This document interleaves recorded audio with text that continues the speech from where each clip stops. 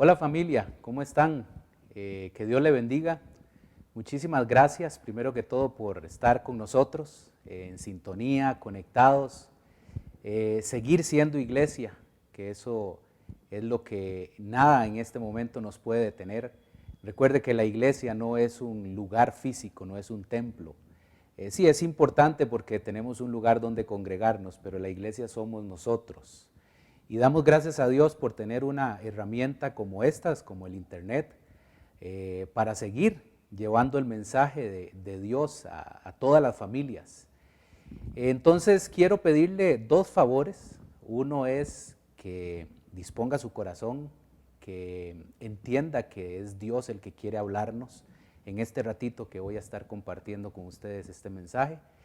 Y el otro favor que quiero pedirle es que tenga su Biblia ahí a mano. Téngala ahí, para que empiece a ejercitar también un poco en la búsqueda de algunos textos, que usted marque algunas frases que le llamen la atención de lo que está en la palabra de Dios. Entonces tenga su Biblia ahí a mano. Yo sé que usted está ahí en familia, están todos escuchando un mensaje, están todos alabando a nuestro Dios. Entonces esos son los dos favorcitos que yo quiero pedirle. Quiero iniciar hablando de que es increíble pensar que ya han pasado 6 semanas, ya desde que diagnosticaron el primer caso de COVID-19 acá en nuestro país. Y también recuerdo que el pasado 11 de marzo, la Organización Mundial de la Salud declaró esta enfermedad como pandemia, ya trascendió a muchísimos países. Y ya desde el 11 de marzo estamos en una condición como esas.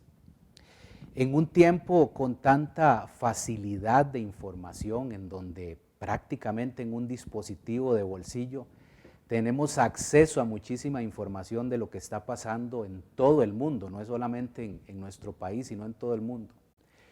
Es doloroso, es de alguna forma lamentable el ver esto, ver cómo esta pandemia, esta enfermedad, está generando, creo yo, de alguna forma, una insensibilidad hacia el ser humano, hacia la muerte, porque nunca creo yo en mi memoria tener registrado en un evento, ver cómo las muertes son estadísticas cada 24 horas. ¿Se ha dado cuenta de eso? Cada 24 horas vemos una tabla en donde nos están informando cuánta gente está muriendo diariamente por esta enfermedad. Es muy doloroso en tiempos como estos. Y ante esta situación en la que estamos viviendo, aumentan cada vez más las preguntas sin respuestas. No sé si a usted le está pasando de la misma forma, pero a mí sí. Son preguntas diarias en donde no encontramos respuestas. Por ejemplo, preguntas de qué piensan las grandes potencias con todo esto que está sucediendo.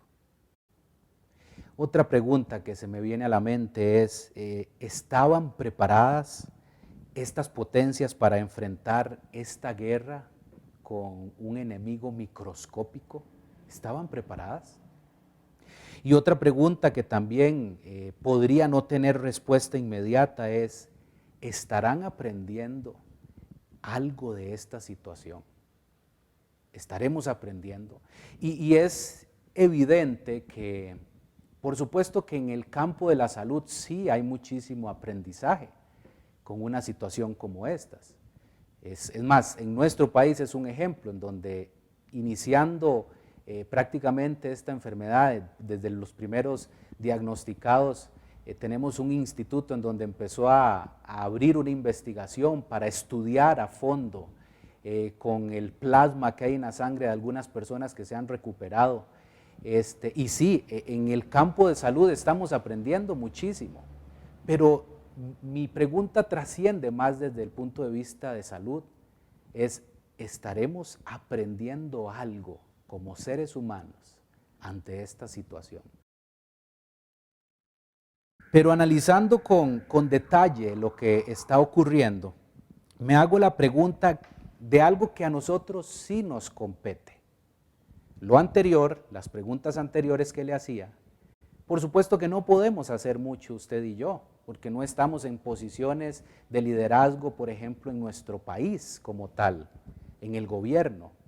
Pero quiero hacerle una pregunta que sí nos compete a nosotros, porque bajo este escenario, el anterior que le decía, no podríamos hacer mucho, pero mi pregunta es, ¿qué está haciendo Dios con su iglesia? ¿Qué es lo que está haciendo Dios con su iglesia? Me niego a pensar que todo lo que está sucediendo ha sido un accidente. Me niego a pensarlo de esa forma. O que detrás de todo esto no haya alguna lección que Dios esté dando a la iglesia primeramente. Obviamente también entendemos que esta lección es para el mundo entero, pero hoy quiero hablarles de nosotros como su iglesia. ¿Qué está haciendo Dios con nosotros? Permítame orar y poner este tiempo en las manos de Dios para que Él sea el que nos hable. Señor, muchas gracias. Te damos porque tu palabra sigue trascendiendo fronteras, porque eres tú, Señor, el que está hablándonos constantemente a nuestro corazón, el que con toda esta situación que está viviendo el mundo, estamos entendiendo, Señor, que todo está bajo tu soberanía. Y entendemos, Señor, que hoy tienes una palabra que venga a nuestro corazón, una llamada de atención de alguna forma que quieres hacernos, para seguir haciendo la iglesia que tú siempre has soñado. En Cristo Jesús. Amén. Le decía y le preguntaba que ¿qué está haciendo Dios con la iglesia? Y quiero tomar una frase de un pastor llamado Ray Ortlund, de la iglesia Immanuel en Nashville, Tennessee. Este pastor es también presidente de una organización llamada Renewal Ministries, y es un pastor muy reconocido en ese estado. Y voy a tomar una frase que él posteó en su Instagram, y vean lo que dicen, y escúchelo muy detalladamente. Él escribe contextualizando todo lo que está pasando con esta pandemia, y él escribe lo siguiente: escucha, pueblo de Dios, y los pastores y las iglesias, salimos de esto solo para regresar aliviados, pero sin arrepentimiento, sin oración y sin valentía, habremos desperdiciado nuestro momento histórico. Y él mismo lanza una pregunta y dice, ¿qué más tendrá que hacer el Señor para sacudirnos y despertarnos? Y es precisamente de esto que quiero hablarles hoy.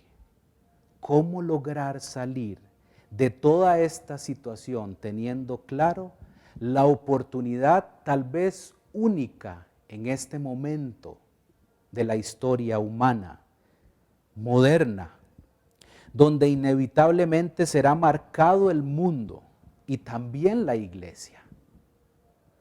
Habrá un antes y habrá un después. Es inevitable pensarlo y verlo de esa forma.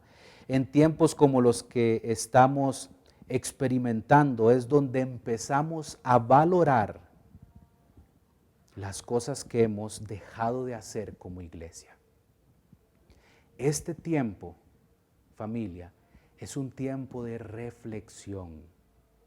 Es un tiempo en donde tenemos que estar sumamente sensibles a escuchar la voz de Dios, a pensar y a entender qué es lo que Dios quiere hacer en este tiempo. ¿Qué es lo que está haciendo con nosotros? Es un tiempo de reflexión. Cómo esta prueba nos hace reflexionar con lo complicado y lo doloroso que puede ser no hacer iglesia como la que se describe en Hebreos 10:25, en donde dice, y no dejemos de congregarnos como lo hacen algunos, sino animémonos unos a otros, sobre todo ahora que el día de su regreso se acerca. ¿Cómo, pregunto yo, hacer iglesia bajo las circunstancias en las que estamos, en donde no podemos estar juntos? ¿Cómo congregarnos y abrazarnos en un tiempo como este? ¿Cómo celebrar, pregunto, junto la Santa Cena, en donde no tenemos la oportunidad de estar juntos? ¿Cómo hacer discípulos? Pregunto. ¿Cómo hacer discípulos? ¿Cómo ir a las naciones en un tiempo en donde inclusive hay una limitación para hacer viajes?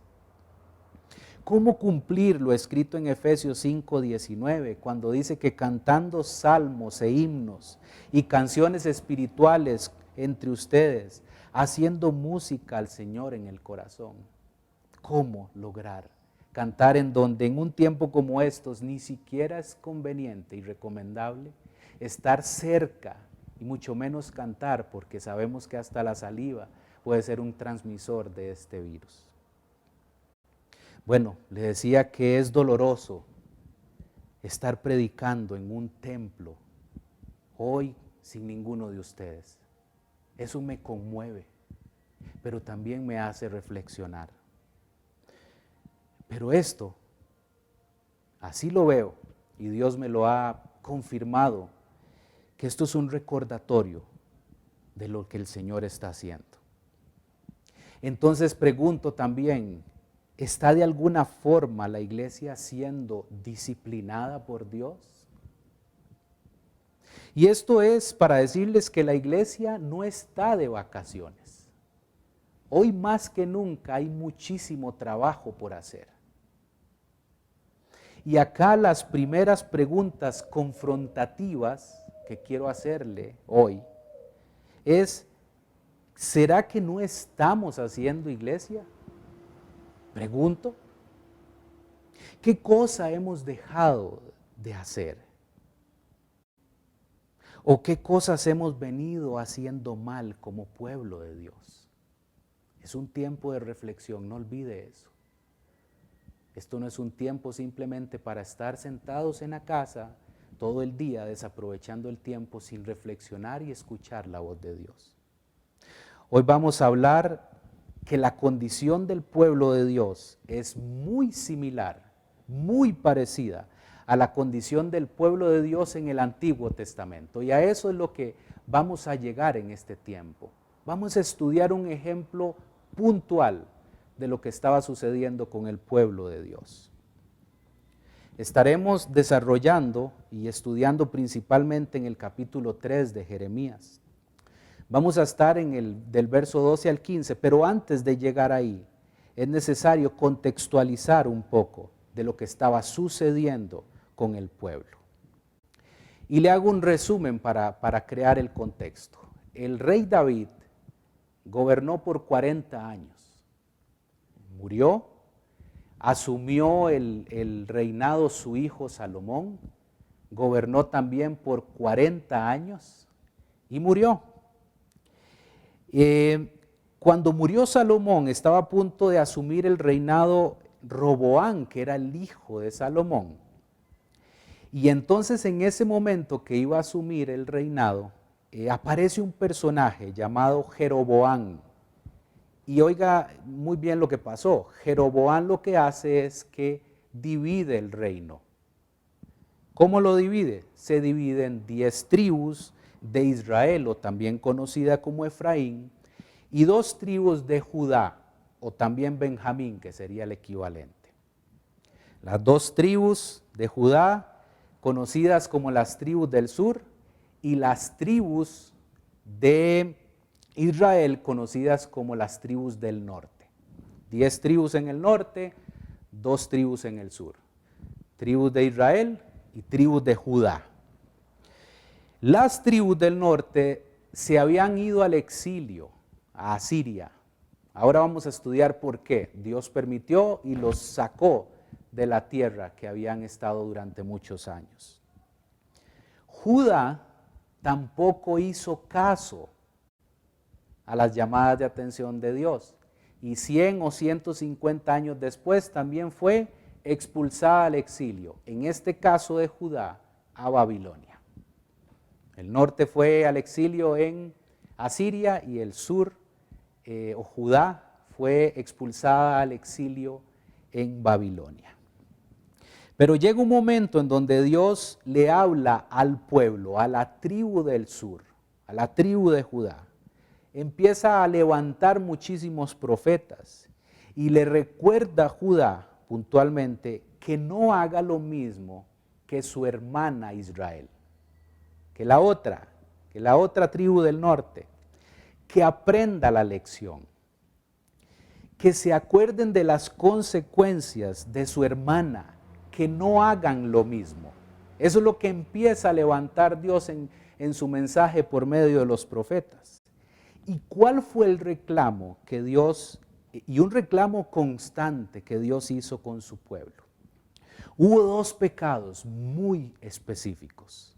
El reino del norte había practicado ya ese tipo de pecados, pero también el reino del sur estaba cometiendo el mismo error de practicarlos.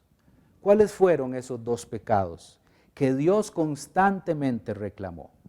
Idolatría e inmoralidad sexual. Esos fueron los dos pecados. Vamos a ver un ejemplo de lo que Ezequiel le dice a la tribu de Judá, ya en el exilio, allá en Babilonia, en el capítulo 16 de Ezequiel, versículo 25. Dice, en cada esquina contaminaste tu belleza, ofreciendo tu cuerpo a todo el que pasaba, en una interminable ola de prostitución. Dios le llama la atención a su pueblo y hace una ilustración muy fuerte de cómo él estaba viendo ese pecado. Les estaba diciendo que su pecado de idolatría era como un tipo de adulterio, de infidelidad para él. Y el pecado de la inmoralidad sexual estaba siendo comparado con el acto sexual de una prostituta. Fuerte escuchar un mensaje como estos. El pueblo había decidido tener muchos amantes. Esa era la decisión que había tomado la tribu de Judá y también la tribu del norte. Pero Judá no aprendió la lección de su hermana. Dios le recuerda a Judá que definitivamente estaban muy lejos de él, que se habían olvidado de él. Qué fuerte es leer un texto como estos, en donde Dios necesitó utilizar una ilustración como estas, donde el pueblo era como una prostituta. Fuerte escuchar un mensaje como estos, que se vendía en cualquier esquina con cualquier persona que pasara. Pero lo más fuerte de esta ilustración no es en sí la ilustración, sino lo más fuerte es cómo el pueblo no reaccionó ante una llamada de atención como esas. Le pregunto, ¿será que con toda esta historia del pueblo de Dios en el Antiguo Testamento habrá algunas similitudes con la iglesia de hoy? ¿Habrán algunas similitudes? Jeremías 3, y vamos a leer versículos anteriores para antes de llegar al versículo 12. Vamos a leer a partir del versículo 2. Dice, fíjate en los santuarios que hay en cada cumbre. ¿Hay algún lugar donde no haya sido profanado por tu adulterio con otros dioses? Te sientas junto al camino como una prostituta en espera de un cliente. Te sientas sola, como un nómada en el desierto. Contaminaste la tierra con tu prostitución y tu perversidad. Aún así me dices, Padre, tú has sido mi guía desde mi juventud. Seguro que no estarás enojado para siempre. Sin duda puedes olvidar lo que he hecho. Hablas de esta manera, pero sigues haciendo todo el mal posible. Durante el reinado de Josías, el Señor me dijo, ¿te has dado cuenta de lo que ha hecho la caprichosa Israel? Como una esposa que comete adulterio. Israel ha rendido culto a otros dioses en cada colina y debajo de todo árbol frondoso. Yo pensaba, después de haber hecho todo esto, regresará a mí. Pero no lo hizo, y su desleal hermana Judá lo observó. Vio que me divorcié de la infiel Israel debido a su adulterio. Pero Judá, esa hermana traicionera, no tuvo temor. Y ahora ella también me ha dejado y se ha entregado a la prostitución. Israel no lo tomó en serio y no le parece nada fuera de lo común cometer adulterio al rendir culto a ídolos hechos de madera y de piedra. Así que ahora la tierra se ha corrompido. Sin embargo, a pesar de esto, su infiel hermana Judá nunca ha vuelto a mí de corazón, solo fingió estar apenada. Yo, el Señor, he hablado. Cuando leo una historia como esta, definitivamente me hace reflexionar e inevitablemente me hace hacer una relación directa con lo que está sucediendo hoy con la iglesia. Hemos creado muchísimos ídolos y que no son necesariamente de madera y de piedra. Ahora más adelante hablaremos de ellos. Pero me recuerda cómo los ídolos de alguna forma han abusado de nosotros. Con todo esto que está sucediendo, es indiscutible que la primera llamada de atención es para nosotros. Pero lo bueno de Dios es que cuando hay confrontación, debería de producir dolor. Eso es lo bueno de la confrontación que viene de parte de Dios. Porque hay dos opciones cuando Dios nos confronta. La primera podría ser la más fácil, que sería simplemente omitir la confrontación, decirle a Dios, eso no es para mí, y entonces me hago de la vista gorda. La otra opción que tenemos cuando Dios nos confronta es que produzca un dolor y nos haga recapacitar. Por ejemplo, el apóstol Pablo le escribió en algún momento a los Corintios en su segunda carta. Y vean qué riqueza en esta lectura de lo que más o menos estoy compartiéndoles. Dice Pablo en el capítulo 7, verso 8 al 11, no lamento haberles enviado esta carta tan severa, aunque al principio sí me lamenté, porque sé que les causó dolor durante un tiempo. Ahora me alegro de haberla enviado, no porque los haya lastimado, sino porque el dolor hizo que se arrepintieran y cambiaran su conducta. Fue la clase de tristeza que Dios quiere que su pueblo tenga, de modo que no les hicimos daño de ninguna manera. Pues la clase de tristeza que Dios desea que suframos nos aleja del pecado y trae como resultado salvación. No hay que lamentarse por esa clase de tristeza, pero la tristeza del mundo, a la cual le falta arrepentimiento, resulta en muerte espiritual. Tan solo miren lo que produjo en ustedes esa tristeza que proviene de Dios, tal fervor, tal ansiedad por limpiar su nombre, tal indignación, tal preocupación, tal deseo de verme, tal celo y tal disposición para castigar lo malo.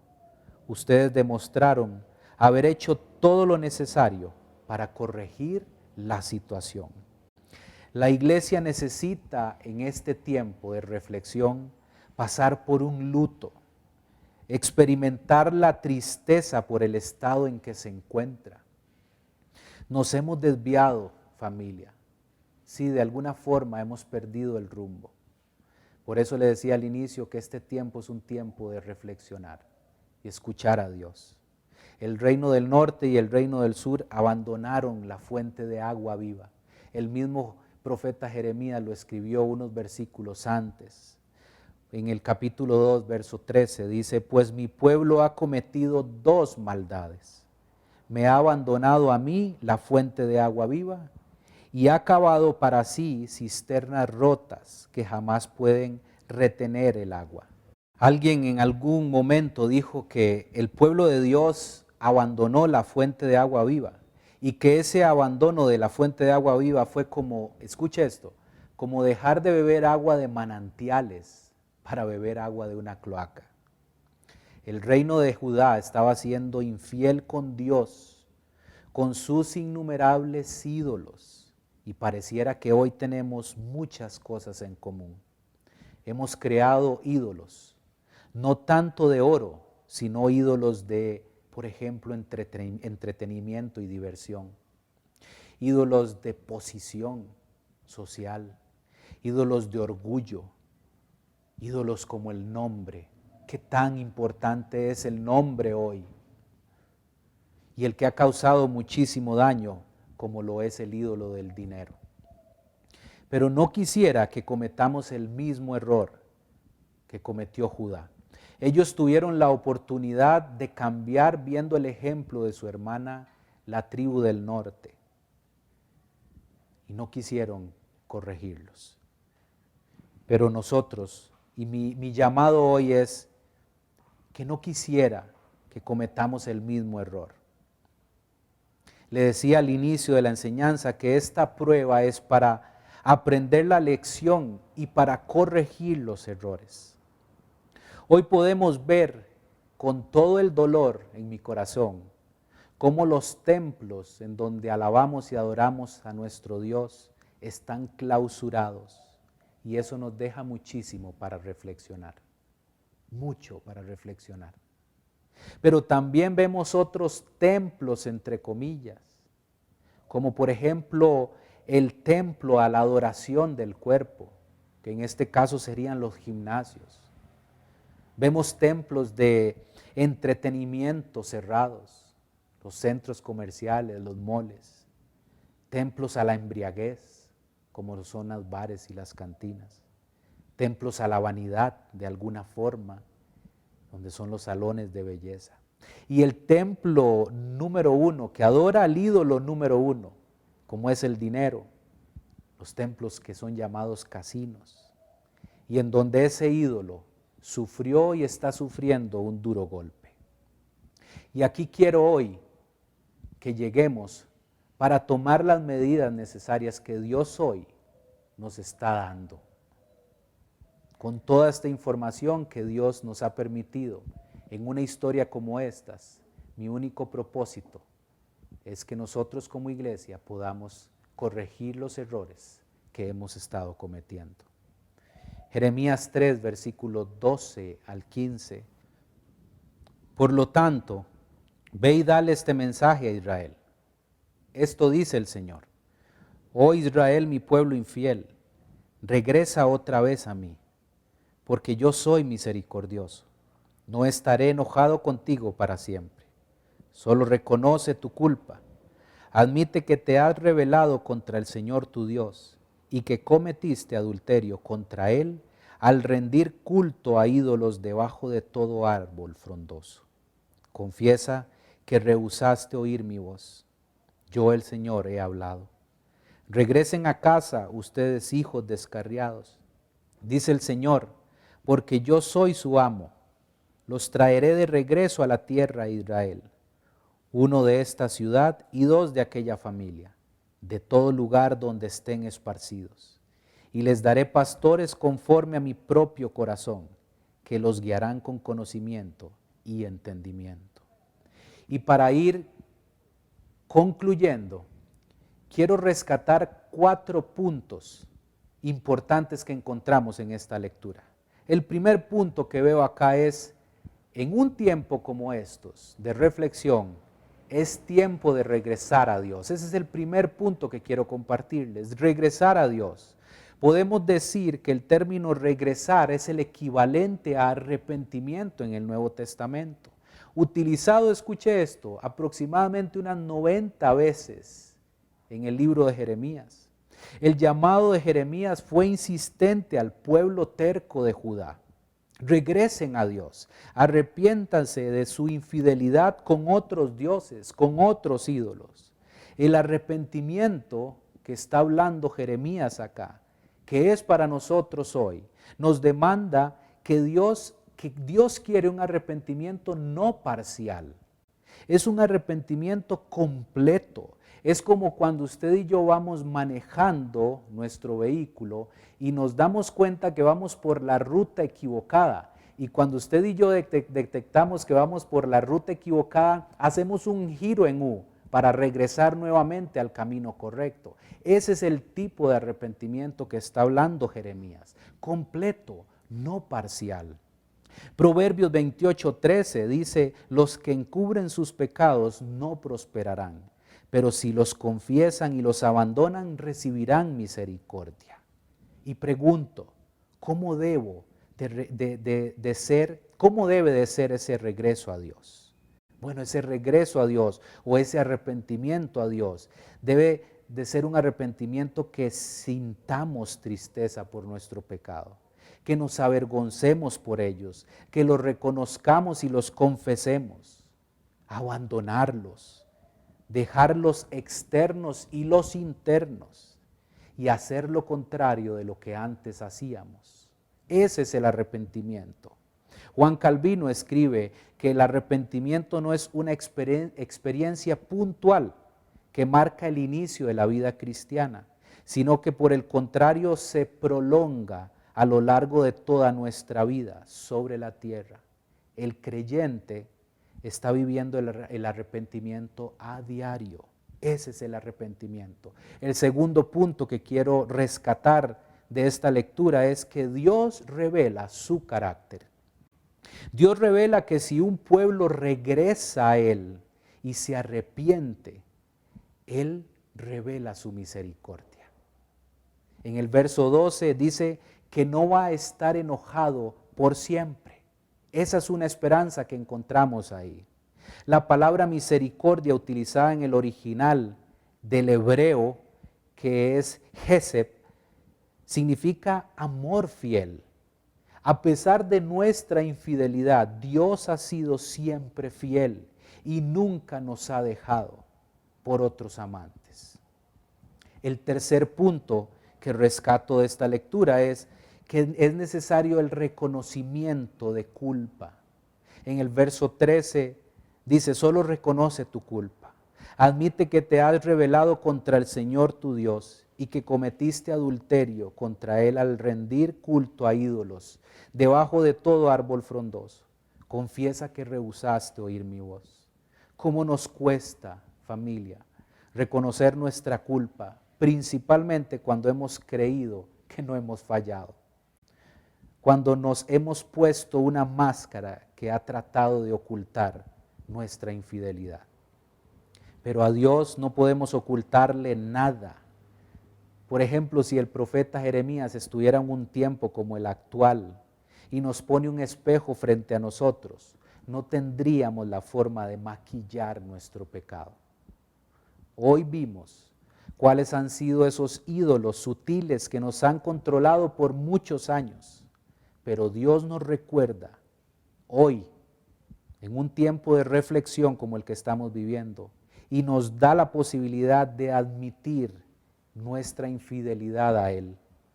El reconocimiento de culpa genera una transformación radical de mi relación con Dios. Incontables veces Dios ha hablado a nuestra vida con diferentes herramientas, con prédicas, con mensajes, con estudios. En diferentes ocasiones Dios ha estado hablando a nuestra vida constantemente y hemos rehusado oír la voz de Él. Y el último y el cuarto punto que quiero rescatar de acá es que hay un beneficio de una promesa. Regresen a casa ustedes, hijos descarriados, dice Jeremías. Dice el Señor, porque yo soy su amo. Los traeré de regreso a la tierra de Israel. Uno de esta ciudad y dos de aquella familia, de todo lugar donde estén esparcidos. Y les daré pastores conforme a mi propio corazón, que los guiarán con conocimiento y entendimiento. Dios ofrece a los hijos rebeldes e infieles la oportunidad de convertirse y regresar a Él. Ese es mi mensaje hoy. Es tiempo de regresar a Dios. Y Él nos da la oportunidad, a pesar de nuestra obstinada negativa, a seguirlo. Y nos da una hermosa promesa a futuro. En su reino milenial, Israel será el primero que se arrepiente, lo cual todavía no sucede, pero será una realidad en la era milenaria de restauración. Hoy tenemos una de las grandes oportunidades en la historia moderna, y es que en un tiempo como el que estamos viviendo, Dios está utilizándolo únicamente con el propósito de regresar a Él. Recuerde que regresar es el equivalente a arrepentirnos, regresar a casa. Permítame orar. Señor, gracias porque todavía en este tiempo, Señor, sigues hablándonos, sigues confrontándonos, sigues recordándonos, Señor, la importancia de regresar a ti, Señor. En un tiempo como estos, queremos regresar a ti, Señor. Señor, perdónanos también por esos ídolos, por esa infidelidad que hemos cometido hacia ti, porque hemos levantado algunos ídolos, a veces sutiles, que han abusado y han tomado control de nosotros. Ayúdanos, Señor, a reconocer nuestra culpa. Ayúdanos, Señor, a regresar a ti con humildad, entendiendo, Señor, que te hemos fallado. Y gracias porque en medio de ese recordatorio revelas tu carácter misericordioso. No estarás enojado por siempre. Pero muchas gracias porque en un tiempo como estos nos da la oportunidad de reflexionar y escucharte, Señor. Muchísimas gracias, Señor. Y entendemos que hoy es nuestra oportunidad histórica para que la iglesia se levante, para que la iglesia no se duerma y para que la iglesia siga haciendo la obra en este mundo. Gracias, Dios, en Cristo Jesús. Amén.